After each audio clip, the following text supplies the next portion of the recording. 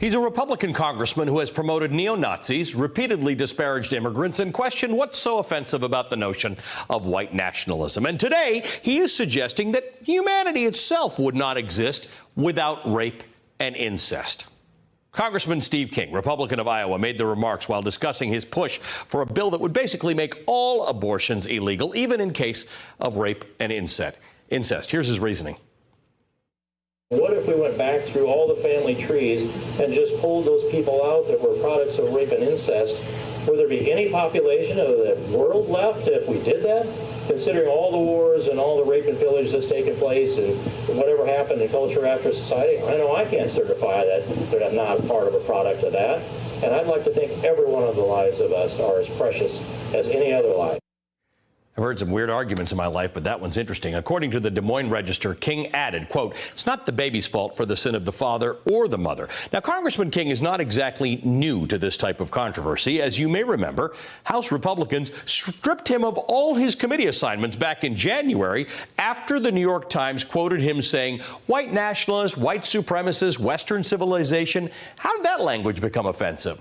His latest comments prompted calls for him to resign from Congresswoman Liz Cheney, the chair of the House Republican Conference, as well as a slew of Democratic presidential candidates, starting with Senator Kirsten Gillibrand, who tweeted simply, "You are a disgrace. Resign."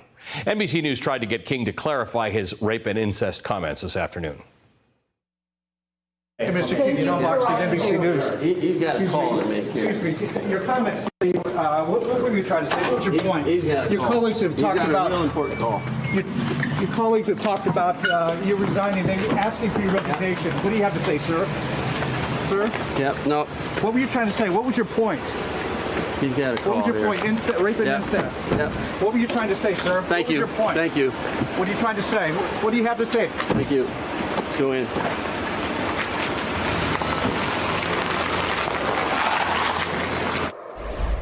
Why do you climb up all of a sudden? I'm joined now by journalist Laura Bassett, who covers the intersection of politics and reproductive rights and has written for outlets including the Washington Post, HuffPost, and GQ. Laura, I don't even know what question to start with, but I will start with this one.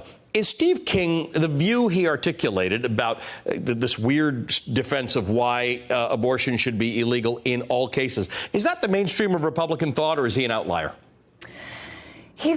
Okay, so there's a couple of different questions, I think, within your question, Ali, and a lot of Republicans at both the state level and the federal level have argued that rape and incest should not be exceptions to abortion.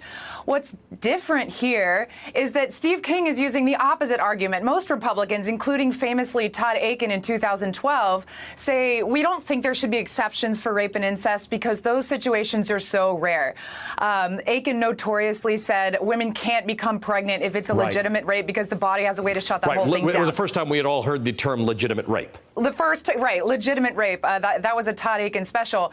Now, Steve King seems to be taking the opposite logic here, saying not only is it common to have pregnancy result from rape, it's normal. You and I wouldn't exist without it. The entire human population wouldn't exist without it. So he's essentially normalizing rape and incest, which is it's alarming and bizarre. I haven't heard. I mean, Republicans have been stumbling over themselves for years trying to excuse their opposition to rape and incest exceptions. This is a new one, though. Right. So to the extent that one could have an intellectual argument about the fact that there has been a lot of rape and incest throughout history, and that hence some percentage of humanity is the outcome of that.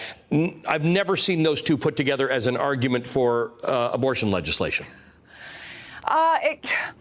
It's baffling to me. You would think Republicans would have learned their lesson by now. That talking about rape and abortion never goes well for them, especially in an election year. It really backfires. And I think that's why we're seeing a lot of people in leadership, Republican leadership especially, be really frustrated with Steve King right now. There's some polling from June and July of this year when we were talking a great deal about abortion legislation in the United States. 27% of Americans think that abortion should be legal in all cases. 14% think it should be illegal in all cases. And generally speaking, when talking about all cases, we're talking about incest and rape. Here's my question for you. Liz Cheney, not too many Republicans have tweeted about Steve King resigning. She's one of them. She's done this in the past, by the way. But even when they stripped him of his committee responsibilities earlier this year, I've been covering Steve King for years. This stuff's not all that new. It always ends up being kind of remarkable that he thinks up a new way of being offensive. But the idea that he's been doing this goes back years. You're right, Ali. I've been covering him since 2010 as well, and he has been saying, I mean, he was always the crazy quotes in my articles whenever I covered House hearings on abortion. He's been saying the craziest things for years. And we need to remember that as recently as 2016, he was the national co-chair of Ted Cruz's presidential campaign. And this is not some fringe Republican. This is a guy that's been embraced by very mainstream members of the party. And earlier this year, Republicans had a chance to expel him. They had a chance to formally censure him. And they didn't do either of those things. They stripped him of his committee assignments, which sure, it's something, but he's still writing and voting on federal laws. Right. And according to the Des Moines Register story, quoting his comments today, King said there was a plan for Donald Trump to criticize him as well. This is talking about when he was pulled from his committee assignments. But he met with Trump and said there's no signal from Donald Trump that he's anything other than supportive of me. Now, we don't know whether that's true, but we haven't heard from Donald Trump that it's not true. Well, Trump supports a lot of the things that Steve King says. Trump hasn't condemned white nationalism very strongly. A lot of his supporters are the same people that elected Steve King. Steve King denigrates immigrants, has compared immigrants to dogs, said they had cantaloupe calves pulling drugs over the border. I mean, Trump has said a lot of these things and used a lot of the same language. So if Trump does come out and condemn Steve King, it's going to be because his hand was forced by other people in his administration. I think it's worth playing what Steve King said to Chris Hayes in 2016, apropos of what you just said. Let's listen to what he said about Western civilization. Where did any other subgroup of people contribute more to civilization? Than white people? Than Western civilization itself, that's rooted in Western Europe, Eastern Europe, and the United States of America, and every place where the footprint of Christianity settled the world. That's all of Western civilization.